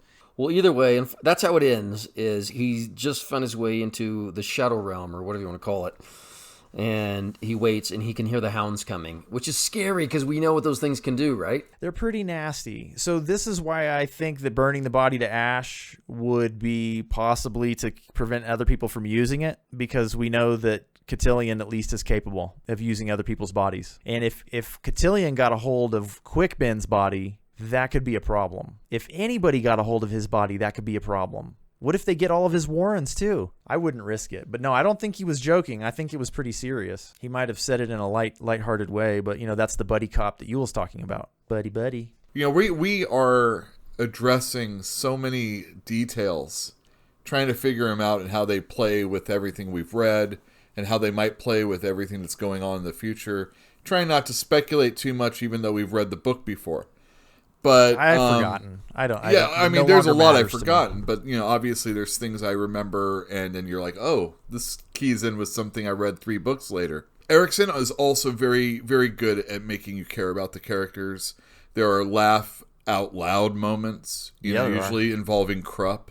There's things to notice that are artistic in the way he writes, and also there are so many things that build from one part of this chapter to other parts of other chapters. It's not just chapter 8. When we're following Sari through this whole chapter, it gets answered later on down the line, and it's like each piece is a revelation, if you will. And I kind of felt like it ended when she felt an answering surge of power. And I'm like, what was she answering? What was that surge of power answering? And I think it was going back to the fact that she was thinking about what did Seer mean to her, and then that whole conversation, which of course led back to the earlier part where Whiskeyjack mentioned Seer.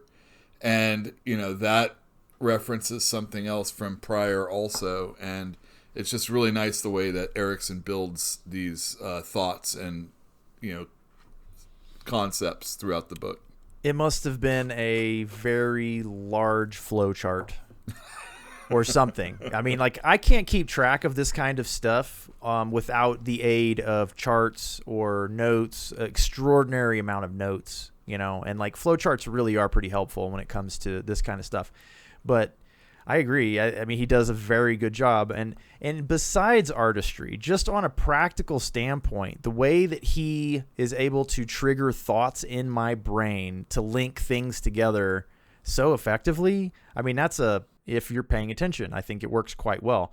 I think that he has some failings, though. Like the second section of this chapter, where the first 2 paragraphs, where we have the dream that happens tonight, right before we have the morning, and it's early morning, the sun's just come up and Kruppe is leaving Baruch's, and 2 paragraphs of me going, what is going on, and finally being able to get the timeline down. I shouldn't have to do that in a book. Yeah, and well, another thing that makes it difficult is once we do become, once it is linear, we are getting a different character's perspective in each of those also. Yeah, that's which true. is also sometimes confusing. If you're just reading words and you're not really fully grasping everything that you're reading, you might not realize it's a Sari section. Sari's in a section with Whiskeyjack. It was Whiskeyjack's section. Exactly. Now it's Sari with somebody else, but it's Sari's concepts, Right.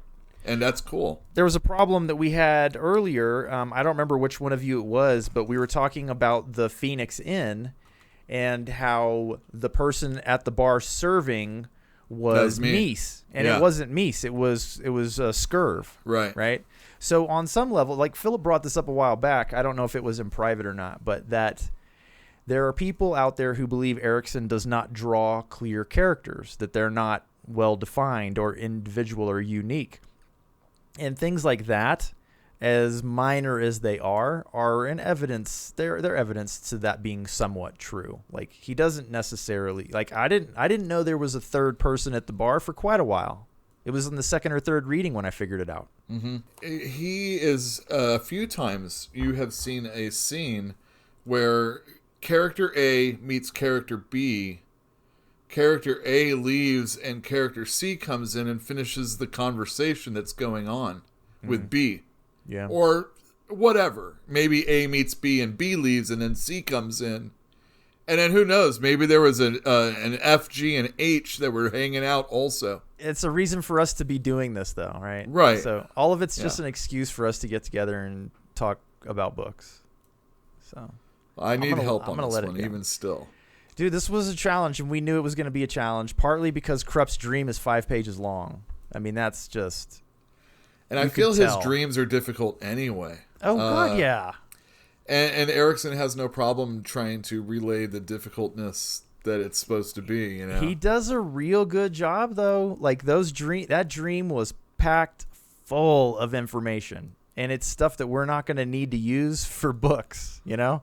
Like, there's stuff in there that does not matter for this book at all. I know. It's funny reading it sometimes, and you're like, or, oh, yeah. Well, maybe now I'll be able to remember, like, when we go and do all of the other books, maybe now I'll be able to remember where stuff was. Because I wasn't during the initial read-through. I had no idea that stuff was going to be there. We weren't paying attention. I mean, I wasn't. I don't know. I want to speak for you, but well, the thing about Gardens of the Moon a lot of times is you just got to get through it. Terrible title. Get through it and do it. Get through it and do it. Get through it and do it. And sounds like work, man. It sounds like work because you won't see if you're just judging it on one book. A lot of times, I don't think you're going to get all the greatness out of it. You have to get to that third and fourth book. You have to say, Bone oh, the stuff here is understandable now. Yeah. Or maybe, you don't think that you have to look at all these things. You get around to the third or fourth or fifth book and you think to yourself, maybe I should start rereading this series now. Yeah. No, don't. Just go through it. Just finish it and then start over. That's right. Read 20 books instead of 10. Yeah, it won't help you until you get through it all, and then you start rereading it. Ugh, what a pain. All right, so we finished this chapter, and we've had a bit of a discussion. I proposed to you guys that I have questions that are unanswered, a couple. I have some theories about some of them, but I've started noticing that I'm accumulating questions that I can't answer right now. And I don't know if I'm going to be able to answer them by the end of the book or ever. So I'm going to compile those questions, and I would encourage y'all to do the same thing. And when this book is over, when we have finished this book, I'm going to write Stephen Erikson a letter, whether he gets it or not, whether he answers it or not. I'm going to write him a letter with all of those questions, and we'll see what comes of that. But until that time, I'm just going to tell you what my big questions are right now. Yeah? Why did Opon engineer Tattersail's death? You guys have any idea? I do not. How does Tattersail's death thwart what Shadow wants? Because I'm pretty sure that Shadow's motivation is to destroy the Malazan Empire. So how does killing Tattersail do that? Because it seems like they wanted her out of the way. I'm still not entirely sure why Sari likes Whiskeyjack's plan, other than maybe it's sowing dissension among the bridge burners, which may sow dissension among the entire Malazan army. Maybe, I don't know. Why did Opon reveal Crocus to Sari? Unless it was to cause that reaction from Sari that allowed Kruppe to recognize her for who she was. I don't get that either. And then how do warrens work? That's a big one. How do warrens work? How does magic work? Like, we had a little bit of a description from Tattersail where she was kind of describing how she would exert her will and it would force open a doorway or a tunnel through the warren. But that's pretty much all we've gotten so far as how that goes. Now, that's it for now. But that's the kind of stuff I'm puzzling over that I can't answer. I have speculation and nothing more. Well, so those are the kinds of questions that if by the end of the book we cannot answer, I'm going to send Erikson a letter. Well, fine. Another one is how do people become ascendants, and why do they become ascendants? Ooh, that's a good one. And are elder deities like gods and not ascendants? From what I understand now, the hierarchy is elder gods, and then younger gods, and then ascendants, and then wizards, and then politicians. Politicians don't have to be on there, but they were on there for a reason at one point. Because we know that the elder gods are able to do things that the younger gods can't do, and that does include affecting Kruppe, right? They can use Kruppe. They can visit Kruppe's dreams because the younger gods can't. There was something in there about power too. I don't remember what it is offhand, but there was something there about like it was eldering magic. So of course it got through my defense. Oh, it was Tool. Tool's defenses were able to be pierced by elder magic, even though his magic is what humans today would consider elder. You got any more? Because I wrote that one down. It's the only one that comes to my mind right now. Yule, you got anything? No. I mean... No, everything's perfectly clear to you. I would never say that. I would... I don't know if I have a specific question. And you don't right have now. to have Yeah. any. You don't have to. But if you that's just come it. across one, Yeah. let's put it on the list. Okay. Let's start working on a comprehensive list. Because I mean, these questions we're asking of our readers as well. If they know the answers, then by all means, please tell me. I'm still hung up on the Fisher girl. It's still. But we get a lot of it in this chapter. So, she is still there. Mm-hmm. She is, cotillion. She's in there. Together they make sorry. All right, that makes sense. But sometimes. Is she affecting something going on? Does she ever have control? These are just things I'm wondering. I've thought in the past that, she was, but probably wasn't. But this time it definitely was. It sure seemed like it. She was definitely there this time. Oh, yeah. No, she was there. She was there. Right. Whether or not she actually had an effect is the question. And I think it plays into, again, what we've said. What is an ascendant? How do you become that way? Were you always that way? Were you always Definitely going to not. be that way? Do you believe in predestination or not? Because I don't think that predestination is part of this world. I mean, it is to some extent, but I don't think you're the having pawn likes dreams talking to people from 300,000 years ago or whatever, That's 30,000 years ago.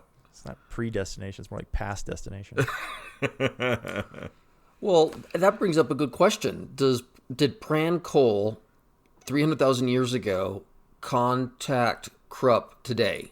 And does he have those memories? Because it sounds like he does. It does sound like he does. Right? It sounds like literally... It sounds like something that we're going to get an answer to at some point. I hope so. That's what it sounds like. But just saying, it that part of the dream sounded like he was actually talking to Pran Cole 300,000 years ago. Before the ritual of Amas took Yes. place. Yeah. Yep. Yeah, now he's a bonecaster. Who knows? Maybe he's been destroyed, though. No, because he said that Kroll told him he was going to get to meet her, Silver Fox. Well, yeah, but also, at that time, Pran Cole did not know he was going to be a bonecaster. No, Kroll told him. The point I'm trying to bring up is it sounds to me like Kroll, in his own way, knows past, present, and future. Some, for sure. Or at least he can go back in time and then talk to people. And if you can go back in time and talk to people, you can give them knowledge of the future, which gives them knowledge of the future. And it's not predestination. Or is it? Okay, time paradox. I don't know. Rabbit hole. That's what it is. I don't know. Gentlemen, this has been a long one. So let's call it, yes? Yes. You guys don't have anything else? Not that I recall. Thank you for joining us for this episode. We hope you enjoy it. Thank you especially to those of you who've been leaving comments and thumbs ups and sharing and etc. and all that good stuff. We appreciate it. We look forward to seeing you guys in the next one in 2 weeks' time. Take care. Later. Later.